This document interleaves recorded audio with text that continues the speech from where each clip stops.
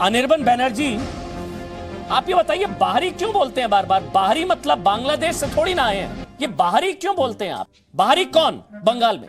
बहुत बहुत अच्छा प्रश्न किया आपने, मैं उत्तर देता हूं।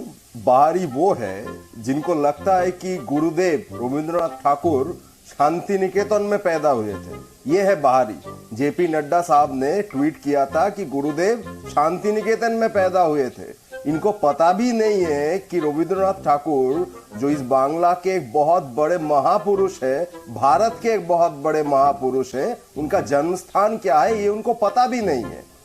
खैर छोड़ दीजिए, अमित शाह जी या नड्डा जी या मोदी जी ये जब भी यहाँ आते हैं एक ऐसी भाषा में बात करते हैं जो 90% बांग्ला के लोगों को समझ में भी नहीं आता। वो 2 लाइन ठीक ठाक बांग्ला बोल भी नहीं सकते। इनको लगता है कि यहाँ के लोगों का वो दिल जीत है। बांग्ला वो राज्य है जहाँ पर राजा राम मोहन राय जैसा, ईश्वर चंद्र विद्यासागर जैसा महापुरुष जन्मे थे भाई। ये वो सावरकर जो मूछ लेकर देकर ब्रिटिशों से ही मांगे थे, उनका ये भूमि नहीं है। अब पहले संस्कृति सीख ले, उसके बाद हम कह देंगे कि भाई आप बाहरी नहीं हो। तो बाहरी तो वो होंगे भाई। नाम ठीक से लीजिए, आपको नाम भी नहीं पता। रविंद्रनाथ ठाकुर नहीं है, रविंद्रनाथ टैगोर है।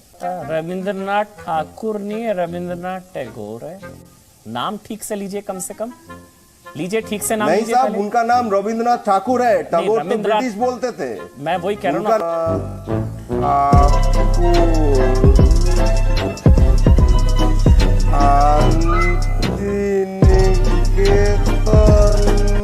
मैडम, ये मैं इतनी देर से बहस सुन रहा था। सलमान निजामी साहब को भी सुना मैंने, संबित पात्रा जी को भी सुना मैंने, लोकसभा में अमित शाह साहब को भी सुना। 70 साल का हिसाब और ये जो 6-7 साल का हिसाब की बात चल रही है। 2 लाइनें बोलना चाहता हूं सिर्फ कि जो 70 साल में पिछली सरकारों ने बनाया था, जो बनाया था वो आप बेच रहे हैं। आप कांग्रेस के प्रवक्ता बन के बैठे हैं या एमआईएम के प्रवक्ता बन के बैठे हैं? कमाल की बात है साहब। मैं तो कुछ कहना चाह रहा था, आपको क्यों बुरा लग रहा है? ये बात तो संबित पात्रा जी को बोलना चाहिए थी। मैं तो कंफर्म कर रही थी सर, ये बात तो संबित नहीं, ये बात नहीं, मैंने जानबूझ के बोला था। मैं देखना चाह रहा था कि यहाँ बीजेपी का प्रवक्ता कौन है। गजब बेइज्जती है। कानपुर से किसी ने सवाल पूछा आपके लिए, मेरा पीसीआर मुझे बता रहा है। सवाल उन्होंने पूछा आपसे कि योगी जी सिर्फ काम ही करते रहते हैं कि कुछ कभी कभार अपने लिए भी समय निकाल लेते हैं, कोई फिल्म देखते हैं, कोई किताब पढ़ते हैं? मेरा पीसीआर भी मुझे कुछ बता रहा है। एक अमीश जी के लिए क्वेश्चन आया है। हाँ, क्या है क्वेश्चन? हाँ अमीश जी, आप जर्नलिज्म भी कर लेते हैं थोड़ी बहुत या बस चाट के एंकर बन गए? Modi Modi Modi. Hey, y'all, come look at this. 1 घंटा हो गया, तुम बकबक चौधी कर रहे हो। अरे ये फैसला कर लिया है कि सिर्फ मुसलमानों को बदनाम करने के लिए तुम डिबेट करोगे और सरकार की जूतियां सीधी करोगे, तो लानत है तेरी पत्रकारिता पर। मैं दीपक चौरसिया तुझे चैलेंज करता हूं, भड़वे पत्रकार कि हम जैसे को अगर बिठाना है तो कम से कम सम्मान करना सीखो। लेकिन कन्हैया कुमार जी, आपको याद होगा कि जब आप बेगूसराय से खड़े हुए थे तो ये वही तेजस्वी यादव हैं जिन्होंने अपना कैंडिडेट वहां से हटाने से इनकार कर दिया था, और आपकी हार की बहुत बड़ी वजह ये हुई थी। उसके बावजूद आप तैयार हैं तेजस्वी से हाथ मिलाने के लिए? क्या ये मौका परस्ती नहीं है? देखिए, मौका परस्ती तो तब होती ना जब हम जेडीयू की तरह नीतीश जी की तरह जो है बीजेपी में चले जाते हैं। इसको मौका परस्ती कहते हैं। जो लोग विपक्ष में बैठे हुए हैं, जो सत्ता से बाहर हैं, उनके साथ तो एक एकता बनाने का प्रयास करना ही चाहिए।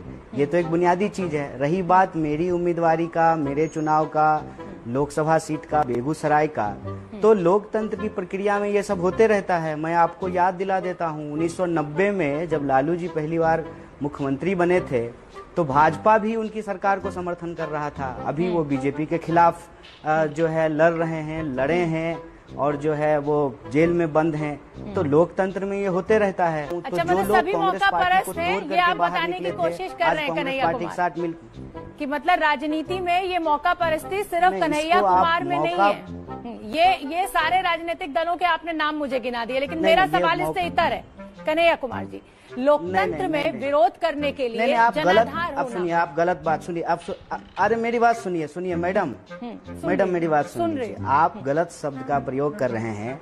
आपके यहाँ एक मैडम है रूबिका जी, वो पहले जी न्यूज में थी, तो क्या वो मौका परस्त थी कि वो जी न्यूज छोड़ करके एबीपी न्यूज में आ गई?